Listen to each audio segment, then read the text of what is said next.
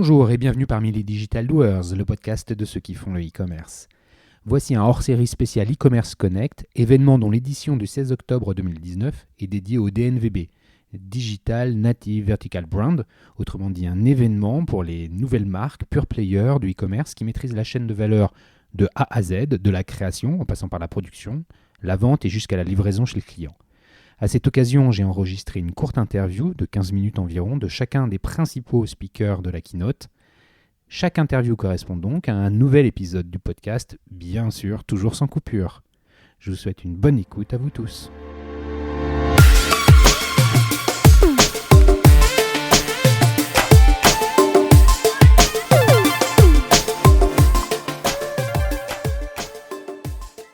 Bonjour Alice, merci beaucoup de venir sur les Digital Doers.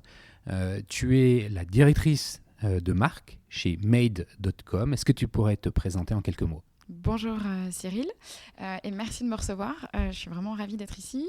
En 2 mots, moi je viens d'une formation littéraire, c'est ça mon point de départ, mais une littéraire qui avait envie d'avoir les mains dans le cambouis et de ne pas faire de la recherche. Et donc je suis allée directement à la sortie de mes études en agence conseil. Tu es littéraire, tu as fait des études de lettres ? J'ai fait prépa littéraire, Hippocagne et Cagne, j'ai suivi avec le CELSA. Ouais. Là, c'est déjà un petit peu moins littéraire, non ? Par Alors rapport non, à un Cagne Hippocagne, c'est logique le CELSA derrière ? C'est très logique parce que le fondateur du CELSA est un ancien cagneux qui partait du principe que les littéraires avaient toute leur place dans le monde de l'entreprise. Voilà. Et c'est la raison pour laquelle moi j'ai choisi le CELSA. C'est parce que je me suis dit, ça me parle. Ouais. Et ça, c'est fait pour moi. Enfin, quelqu'un qui me dit, tu ne finiras pas prof, tu ne finiras pas chercheur parce que tu as fait littéraire. Ok, voilà. Cool. Donc là, tu fais le CELSA, tu sors du CELSA en quelle année ? Je sors du CELSA en 2002, 2003 de mémoire. Et je vais direct chez BETC, où je suis embauchée pour mon premier... BETC, pour ceux qui ne connaissent pas, tu peux nous dire ce que c'est rapidement ? BETC, c'est l'une des premières agences créatives de publicité en France. La seule agence nominée au Top Gun Awards, qui est un peu la référence en matière de création publicitaire à l'échelle mondiale. Et donc moi, je suis entrée là-bas pour travailler sur de magnifiques marques comme Evian, Decathlon, et Afflelou. Et en fait, très rapidement, je me suis retrouvée à travailler pour des retailers. Et pour le compte de retailers... Attends, mais quand tu dis travailler pour ces marques et puis après pour les retailers, c'est concrètement, c'est faire quoi ? Concrètement, moi, j'étais en charge, j'étais côté stratégie de marque. Oui. Donc, mon sujet, c'était d'accompagner les marques et d'essayer de comprendre leur mission de marque, leur rôle, et de les emmener un cran plus loin et d'ensuite opérer la conversion en création. C'est-à-dire que tu travailles le sens de la marque, pourquoi elle est là et quel rôle elle a dans la vie des gens. Et ensuite, très concrètement, on briefait les créatifs pour arriver à transformer ça et à faire ce qu'on appelle chez nous le saut créatif. Voilà. Okay. Et donc, c'est ce qui te donne, in fine... Donc, tu es entre le brief client et la créa. Exactement. Ok. Tout à fait. D'accord. Tout à fait ça. C'est très bien résumé. donc voilà. Tu es en charge d'un certain nombre de grands comptes, comme tu les as cités, Evian, Decathlon, Afflelou, notamment. Et tu dis, sur le retail ? En fait, naturellement, c'est-à-dire que dans le portefeuille client de BETC, il y a du retail, il y a du luxe. En fait, le nombre de marques est assez pléthorique, de très belles marques chez BETC. Et en fait, ce qui s'est passé, c'est qu'on m'a d'abord fait monter sur Decathlon. Et ça a été mon premier contact avec le retail. Et là, je me suis dit, c'est intéressant, c'est différent d'Evian. Pour moi, ce qui me plaisait, c'est que, si tu veux, le retail, pour moi, est éminemment plus complexe que peut l'être un Evian ou un Coca-Cola. Si je te prends un exemple très concret, tu vas chez Franprix, tu t'achètes une bouteille de Coca-Cola. Ton Coca-Cola, il est chaud. Tu vas pas en vouloir à Coca, tu vas en vouloir à Franprix. Parce qu'il l'aura mal stocké, parce qu'il l'aura mal rangé, etc. Et c'est pour ça qu'en fait, moi, le retail me plaisait. Je me suis dit, Decathlon, c'est génial, c'est hyper compliqué. Voilà. Et en fait, naturellement, j'ai commencé à lever la main quand je voyais des retailers arriver à l'agence, quand je voyais Afflelou arriver, quand je voyais la Fnac, quand ensuite je suis allée chez Publicis, Marcel. Je me suis occupée de la Fnac notamment.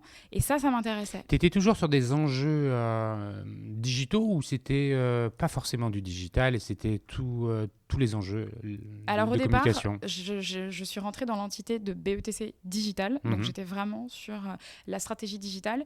Et en fait, après, en évoluant, je me suis élargie finalement à tous les enjeux de stratégie de marque. Et après, le sujet, c'était plus le digital, c'était d'abord la stratégie de marque et ensuite quels canaux pour les marques sur lesquelles nous travaillons. Tu as fait ça chez BETC, puis chez Publicis. Exactement. Ouais, ça a été une continuité dans ce que tu faisais.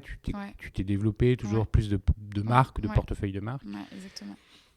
Et à un moment, tu es passé, je ne sais pas si on peut dire chez l'annonceur, mais c'est étrange. C'est bizarre parce que c'est pas vraiment ça. Bizarre, mais tu es passé chez Klépierre. C'est ça. Klépierre, Unibail, la gestion des centres commerciaux. Ouais, tout à fait. On voit le lien avec le retail, parce qu'il y a plein de retailers. Comment ça se passe? Pourquoi est-ce que ce changement dans la continuité, on va dire? Pourquoi?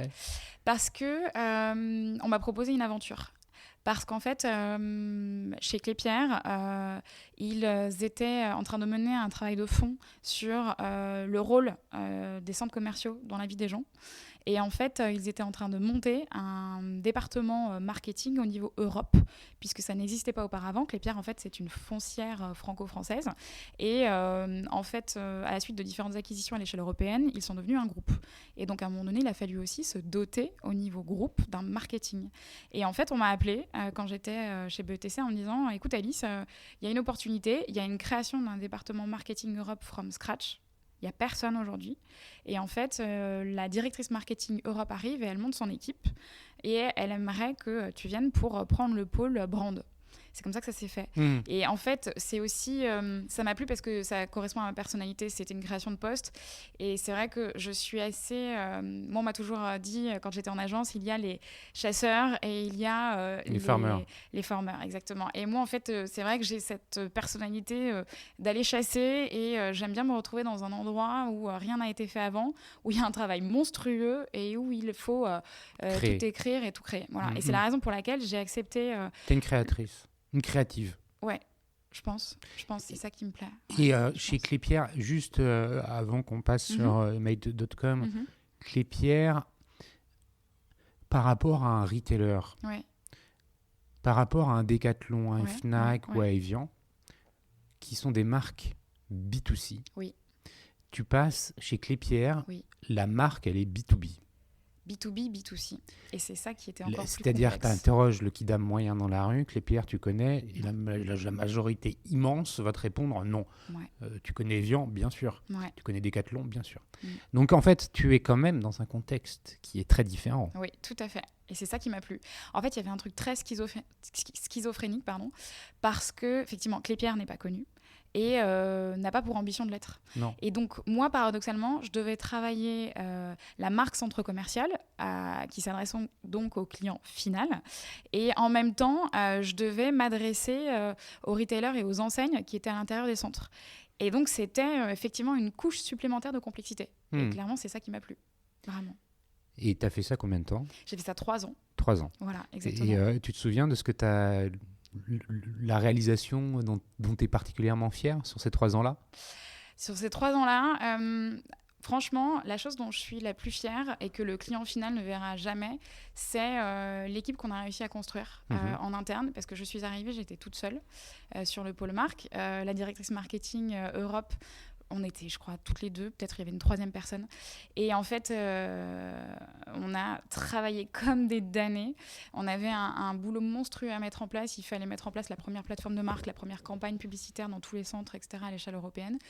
Et en fait, je pense que la chose dont je suis la plus fière, c'est les personnes que j'ai réussi à convaincre de venir pour travailler chez Klépierre. Parce que, effectivement, d'apparence, Klépierre, c'est pas super sexy. Non. Et c'est pas hyper évident de dire aux gens, mais viens travailler pour les centres commerciaux, parce qu'il y a un vrai sujet de fond. Ils sont là et comment est-ce qu'on fait pour accompagner le changement aussi des centres commerciaux, et c'est des vraies problématiques hyper intéressantes. Et je pense que du coup, ce dont je suis le plus fière, c'est d'avoir réussi à convaincre des gens de nous suivre dans l'aventure. Bon, bah, je comprends, c'est vrai que c'est hyper gratifiant. Finalement, il y a quelques mois, tu changes. Alors j'ai envie de dire, c'est peut-être que tu reviens un peu à tes amours initiales, c'est-à-dire une marque B2C. Oui, il y a un peu de ça. Il y a un peu de ça. Ouais, c'est juste. C'est quoi l'élément déclencheur qui fait que tu remercies Klépierre et tu embrasses made.com? Alors, il y en a plusieurs, pro et perso. Pro, en fait, à nouveau, c'est une création de poste, made.com. On m'appelle en me disant, voilà, le marché français a ouvert il y a 3 ans. Le sujet prioritaire, c'était d'abord d'installer le marché et de travailler le business. Et là, à présent, il faut vraiment qu'on travaille plus en profondeur sur la marque. Et donc, on a besoin de staffer sur ce sujet-là et de constituer l'équipe brand chez made.com sur le marché français. Donc déjà, c'est, à nouveau, une création de poste et à nouveau, tout à écrire. C'est clairement la raison pour laquelle moi, j'ai répondu oui. La deuxième, qui est perso, c'est qu'en fait, j'ai eu un enfant, je revenais de mon congé mat. Et puis, je pense que j'entends souvent les autres femmes dire qu'il y a un moment de bascule, et c'est vrai. Et j'ai eu effectivement l'envie de revenir à mes premiers amours et de me dire, moi, ce que j'aime profondément, c'est le client final. Et donc, naturellement, étant en plus cliente de la marque Made, il y a eu un alignement. Il y a eu un alignement des planètes.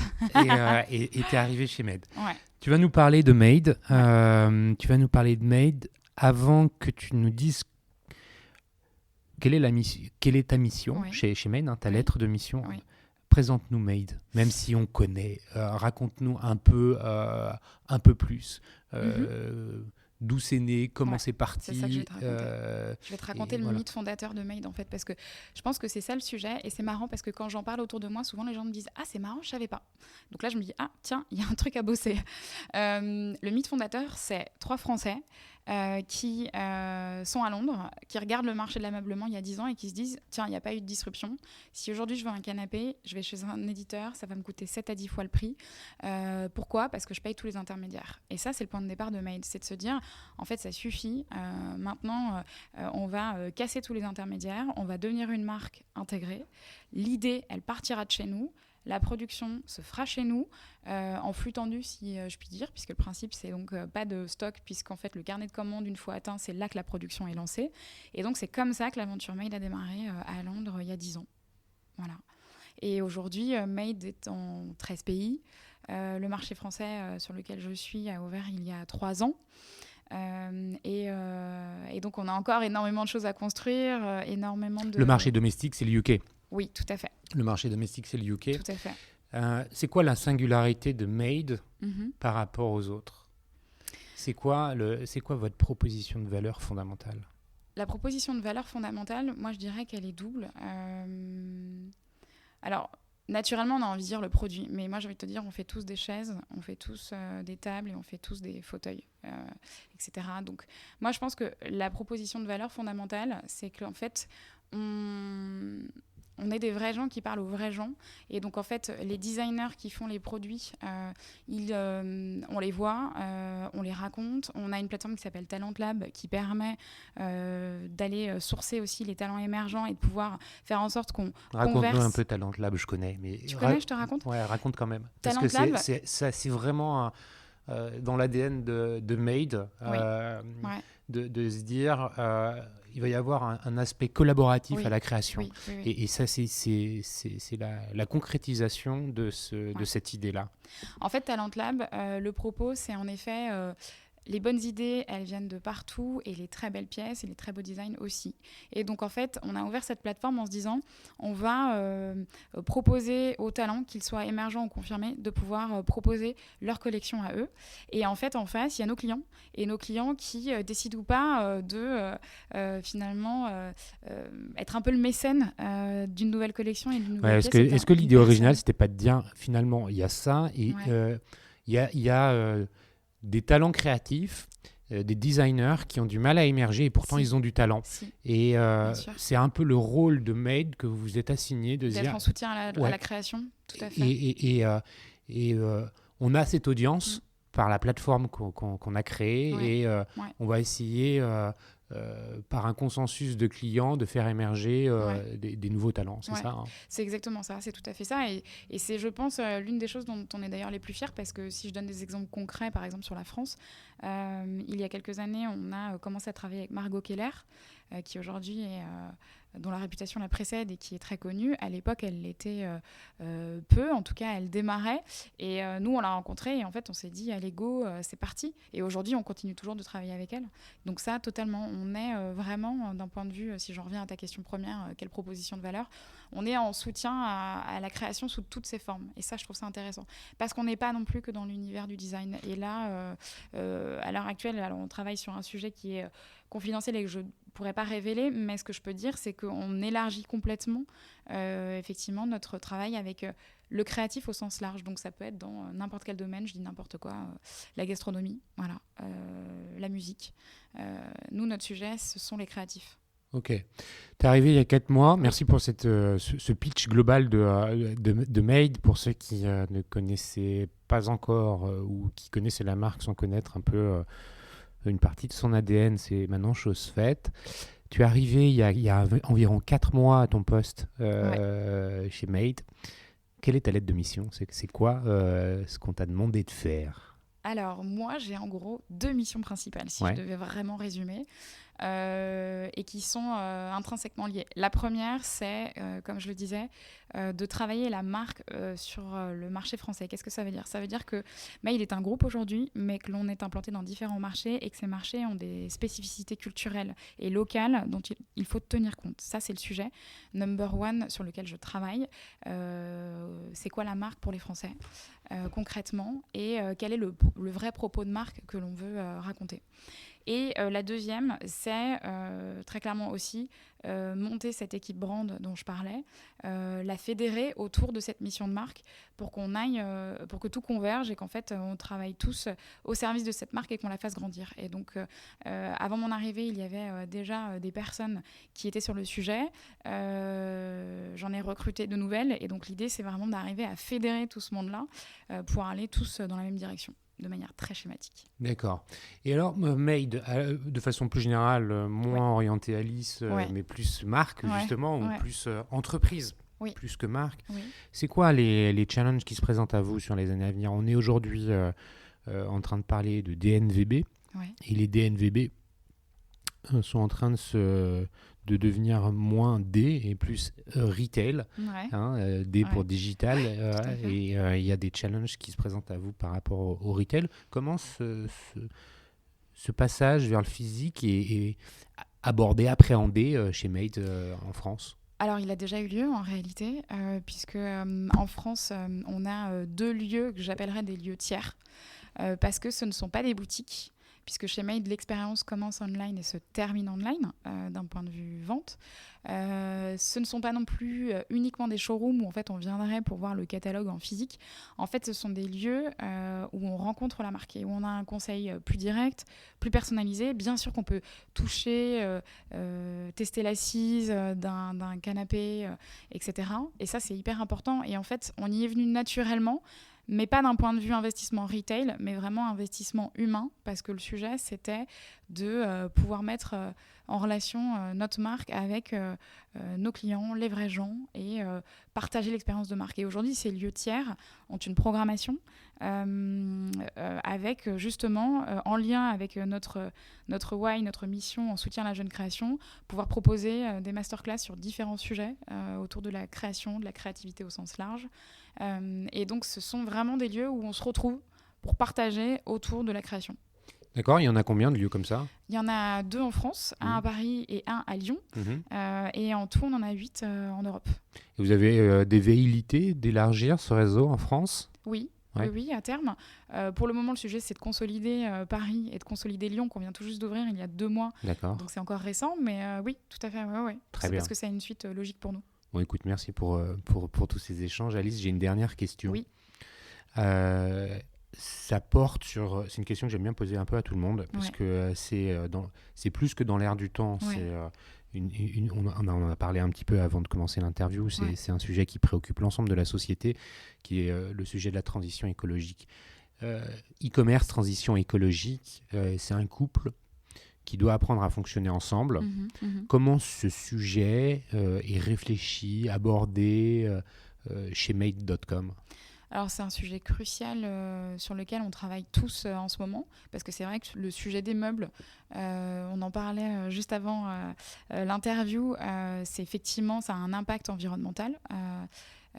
Et ça, c'est certain. Et donc, en fait, le sujet est vraiment brûlant chez nous à l'heure actuelle, puisqu'en fait, de manière assez concrète, on a des équipes dédiées qui ont été recrutées sur ce sujet-là pour pouvoir travailler en profondeur sur cette transition écologique, pour pouvoir s'assurer qu'on tend non pas vers la perfection, parce qu'on ne va pas se mentir, on n'est pas parfait et malheureusement on ne pourra pas l'être, puisqu'il y a une production et voilà, il y a un impact qui est réel. Le sujet, c'est comment est-ce qu'on tend à le réduire et comment est-ce qu'on essaie d'avoir des bonnes pratiques pour que les choses se passent au mieux. Et je pense que ça nécessite une remise en question permanente, et c'est vraiment quelque chose qui est en profondeur et qui vient irriguer et infuser à nouveau tous les niveaux de la boîte. Je pense que ça, c'est fondamental, et il ne faudra absolument pas perdre ce sujet-là pour que ça ne devienne pas un sujet de communication uniquement, avec des effets d'annonce, des preuves qui n'en seraient pas vraiment.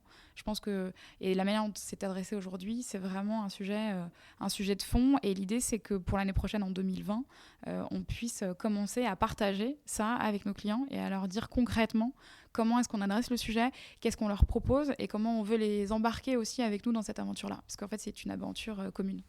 Merci pour cette sincérité avec laquelle tu partages le sujet. Ce que je te disais, c'est vrai que tout le monde n'a pas le même niveau de maturité et d'engagement dans la réflexion et dans la mise en œuvre concrète de ce sujet-là. Et c'est avec beaucoup de sincérité, et j'apprécie que tu le fasses, que tu nous livres justement cette étape préparatoire à la mise en œuvre dans laquelle vous vous trouvez aujourd'hui. Merci Alice. Merci. Si on veut te suivre sur les réseaux sociaux, c'est LinkedIn, j'imagine. C'est ça, exactement. Très bien. Donc Alice Aguer avec 2 G, si je me trompe pas. H-A-2-G-E-R sur LinkedIn. Merci encore pour la qualité de cet échange, Alice. Merci à vous tous qui écoutez les Digital Doers. Vous êtes toujours plus nombreux. C'est hyper encourageant pour moi. Si ce podcast vous a plu et que vous l'écoutez sur Apple Podcast, notez-le 5 étoiles. C'est comme ça qu'on le fait connaître. Et puis parlez-en autour de vous. Merci encore à tous. Si vous voulez me contacter, m'envoyer des messages, faites-le depuis le site lesdigitaldoers.com. À très vite. Au revoir.